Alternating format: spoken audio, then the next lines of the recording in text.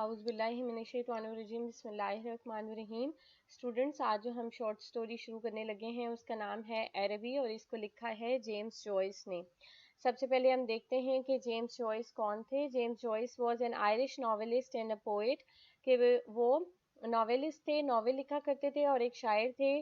He was born at Radgate, Dublin in 1882 and died in Zurich in 1941. 1882 کی ان کی پیدائش ہے اور 1941 میں ان کی ڈیتھ ہوئی. He had interest in music and writing essays کہ ان کی جو دلچسپی کا محور چیزیں تھیں اس میں موسیقی تھی اور ایسیز لکھنا جو تھا ان کو پسند تھا. Poverty, difficulties with publishers, failing sight were main problems in his life. کہ ان کی زندگی کے جو چیدہ مسائل تھے ان میں غربت تھی، پبلشرز کے ساتھ کچھ مسائل تھے اور فیلنگ سائڈ تھی. He is deservedly recognized as one of the masters of modern movement. اور جو ماڈرن موومنٹ ہے اس کے وہ ماسٹر تصور کیے جاتے تھے، پہچانے جاتے تھے. Although his actual influence on late fiction has been overestimated. حالانکہ اگر ہم حقیقت میں دیکھیں تو ماڈرن موومنٹ کے بالکل اینڈ میں جتنا بھی لٹریچر لکھا گیا ہے اس کے اوپر ان کا اثر ہمیں بہت کم نظر آتا ہے، یعنی اس کا اثر اوور ایسٹیمیٹ یا ایگزیجریٹ کیا گیا ہے یا اس میں مبالغہ آرائی کی گئی ہے. اب جو شارٹ سٹوری ہم کرنے لگے ہیں عربی، ہم دیکھتے ہیں کہ اس کے کیریکٹرز کون کون سے ہیں اور اس میں کون کون سی جگہیں استعمال ہوئی ہیں.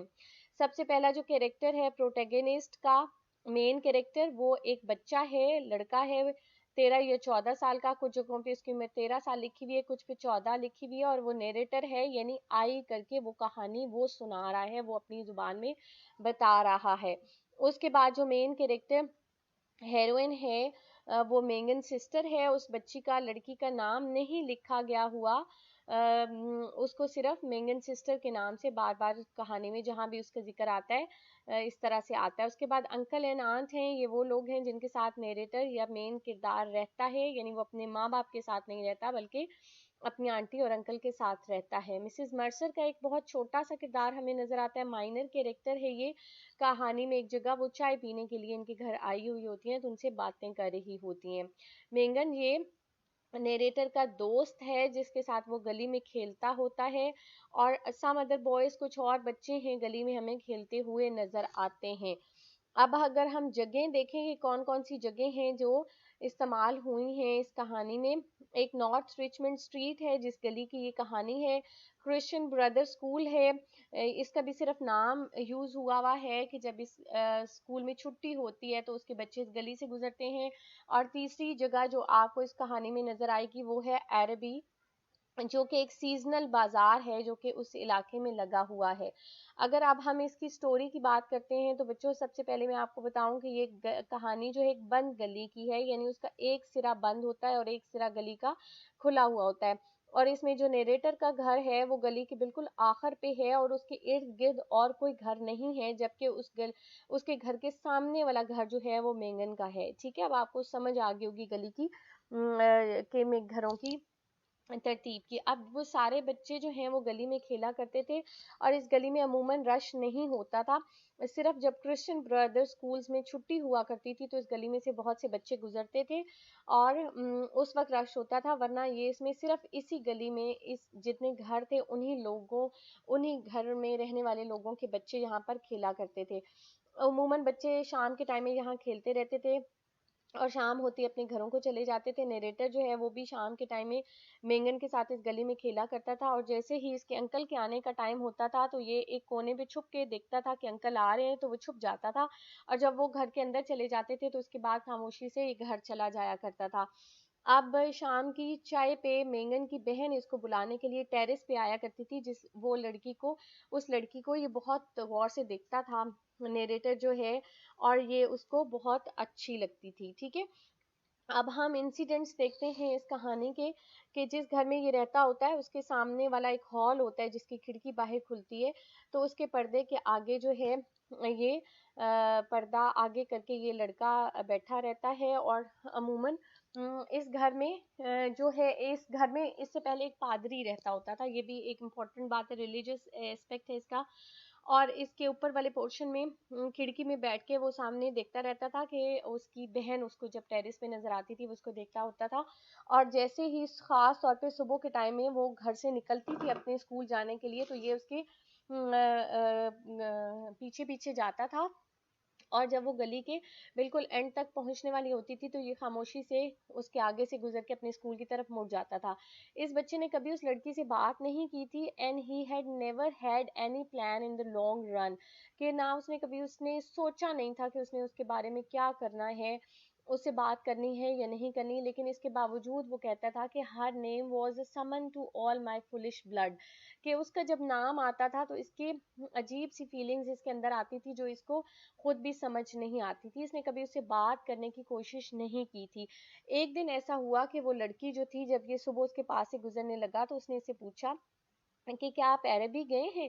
تو اس نے کہا نہیں میں تو عربی نہیں گیا, آپ گئی ہیں؟ تو اس نے کہا نہیں میں تو نہیں جا سکتی کیونکہ اس ہفتے والے دن میرے کانوینٹ میں ریٹریٹ ہے. تو اس نے آگے سے کہا کہ ٹھیک ہے اگر ہفتے والے دن میں گیا تو میں آپ کے لیے کچھ لے کر آؤں گا. صرف اتنی سی بات ان دونوں کے بیچ میں ہوئی. اب یہ بہت امپورٹنٹ اس لیے ہے کہ یہ لڑکا جو تھا اس نے بالکل بھی اس جملے کو اگنور کر دیا کہ اس لڑکی کی ریٹریٹ تھی کانوینٹ میں. ریٹریٹ ہونے کا مطلب ہے کہ ان کی اسپرچل آئسولیشن تھی یا مذہب کے اعتبار سے وہ لوگ خاموشی اختیار کر کے سیکلوژن میں تنہائی میں سوچتے ہیں. یعنی اس لڑکی نے فیوچر میں نن بننے کا سوچا ہوا تھا, یعنی اس کا دنیا سے کوئی خاص سروکار نہیں تھا.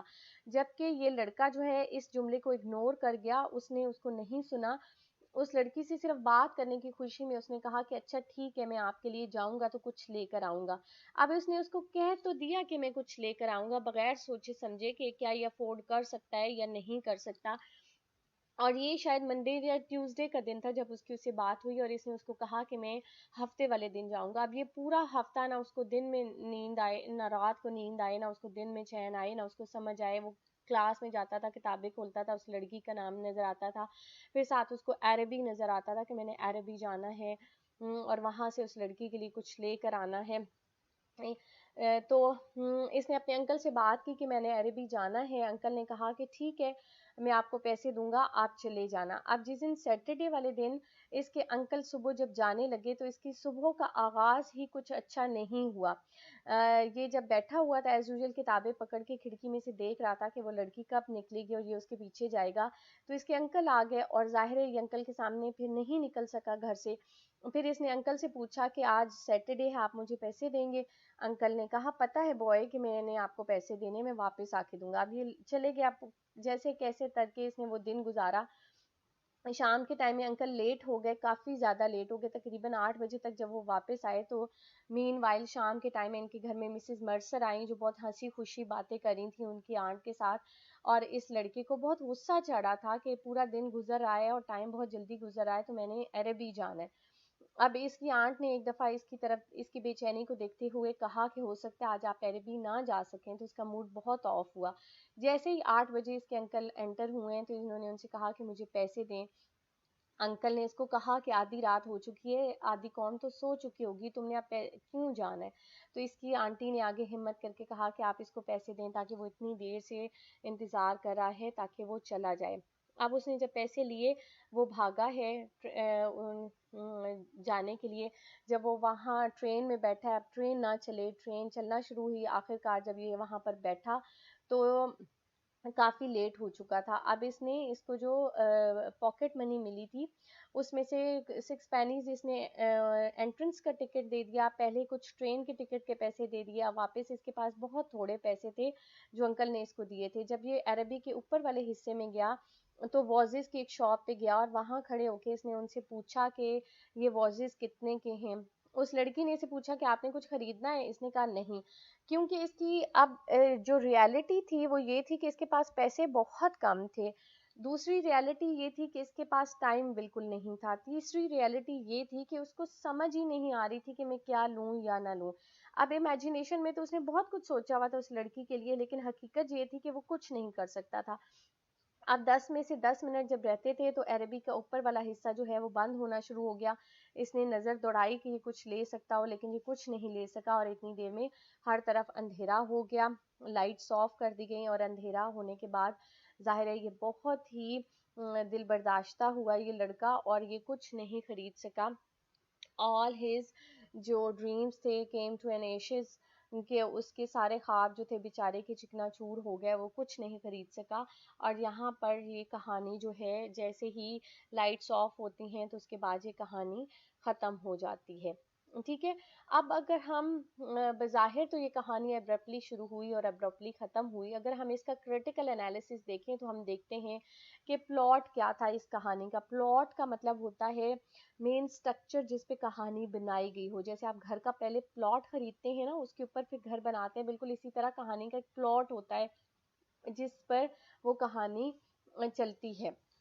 ٹھیک ہے, تو اب جو ہے چونکہ اس کا کوئی بیسک ہم دیکھتے ہیں کہ اینٹی کلائمیکس اس کا پلاٹ ہے, اس میں کوئی ہمیں کہانی میں بیسک پلاٹ نظر نہیں آتا ہے. ٹھیک ہے, اس کے بعد اگر ہم دیکھیں تو ہمیں امیجز آف آئسولیشن بہت زیادہ اس کہانی میں نظر آئیں گے. ایک تو ہے کہ اس کا جو گھر تھا وہ بھی بہت ڈیٹیچ تھا, بالکل ہی ڈیٹیچ تھا ان دا سینس کہ گلی کے بالکل آخر میں بنا ہوا تھا اور جس میں اس کے ارد گرد کوئی اور گھر نہیں تھے. پھر ہم دیکھتے ہیں کہ اس کے گھر کے بیک یارڈ میں ایک ایپل ٹری لگا ہوا تھا اور وہ سنگل ایپل ٹری لگا ہوا تھا. اب ایپل ٹری کی خاص بات یہ ہوتی ہے کہ اگر اس کے ارد گرد کوئی دوسرا ایپل ٹری نہ ہو تو اس پہ فروٹ بیئرنگ اس کی کوالٹی نہیں ہوتی. ٹھیک ہے, پھر اس کے بعد ہم دیکھتے ہیں کہ اس کہانی میں ڈارک اور لائٹ امیجز بہت زیادہ استعمال ہوئے ہیں. ڈارک جو ہیں وہ یعنی آپ اس کو ہر جگہ پہ ڈارک ہیں, ڈارک کلرز ہیں, بلیک ہیں, گریز ہیں. اور لائٹ امیجز جتنے بھی ہمیں نظر آتے ہیں وہ ہمیں لڑکی کے ساتھ اٹیچ نظر آتے ہیں, یعنی وہ لڑکی ہمیشہ ہمیں وائٹ کپڑوں میں نظر آئے گی, اس نے سلور بریسلیٹ پہنا ہوا ہوتا ہے, شام میں اس کی شائن کری ہوتی ہے, وہ چمک رہی ہوتی ہے, اس نے فراکس ایسے پہنے ہوئے ہوتے ہیں. ٹھیک ہے, یہ سارا کچھ میگن سسٹر کے ساتھ وہ انفیکٹ وہ سمبل آف پیورٹی تھی. ٹھیک ہے, ہر چیز جو اس کے ارد گرد تھی وہ لائٹ تھی, وائٹ تھی یا سلور تھی, اور اس لیے کہ اس نے بتایا بھی تھا کہ اس کی ریٹریٹ ہے اور اس نے سروس یعنی کے لیے چرچ جو ہے, کانوینٹ جو ہے وہ جانا ہے. پھر اگر ہم دیکھیں تو ہمیں ریلیجن بہت نظر آتا ہے اسٹوری میں. ظاہر ہے وہ پریسٹ, سب سے پہلے شروعی کہانی یہاں سے ہوتی ہے کہ جس گھر میں یہ لڑکا رہتا ہوتا ہے اس گھر میں پہلے کوئی پریسٹ رہتا تھا اور اس کی ڈیتھ ہوئی تھی اسی گھر میں, اور اس کی جو کتابیں موجود تھیں اس میں بھی ریلیجس اسپیکٹ تھا. پھر ہم دیکھتے ہیں کہ یہ لڑکا بہت دفعہ ہمیں کہانی میں دعائیں مانگتا ہوا نظر آتا ہے. ایک دفعہ تو وہ بہت دعائیں مانگتا ہوا روتا ہوا نظر آتا ہے, او مائی لو, او مائی لو کہتا ہوا نظر آتا ہے, لیکن اس کو سمجھ نہیں ہوتی کہ وہ ایسے کیوں کہہ رہا ہے. پھر ریلیجس اعتبار سے ہم کانوینٹ کا ذکر دیکھتے ہیں جس میں وہ لڑکی پڑھتی ہوتی ہے اور اس نے جانا ہوتا ہے. اگر ہم اس اسٹوری کا تھیم دیکھیں تو بیسیکلی اس کا theme reality versus unreality, basic theme اس کا ہے. سائیکالوجی آف ینگ بوائے ہے کہ he was unable to understand his own feeling at the age of puberty. اس بچے کو سمجھ نہیں آ رہی تھی کہ اس کی زندگی میں کیا ہو رہا ہے, کیا ہونے والا ہے اور کیا وہ کرنا چاہتا ہے. تیسری جو بہت امپورٹنٹ بات ہے وہ ultimate reality comes through clash between imagination and harsh reality, کہ زندگی میں جو آپ کو توقعات ہوتی ہیں وہ اسی وقت جو ہیں وہ فلفل ہوتی ہیں یا انفلفل رہ جاتی ہیں جب آپ ان کا ریالٹی میں حقیقت میں کسی چیز کے ساتھ کمپیریزن کیا جاتا ہے. ٹھیک ہے, ہوپ فلی آپ کو یہ کہانی سمجھ آ گئی ہوگی. انشاءاللہ ہم اس کے کوسچنز آنسر جو ہیں وہ اگلے سیشن میں کریں گے, اس کا لنک میں انشاءاللہ آپ کے ساتھ شیئر کر دوں گی. Thank you so much, thank you for watching.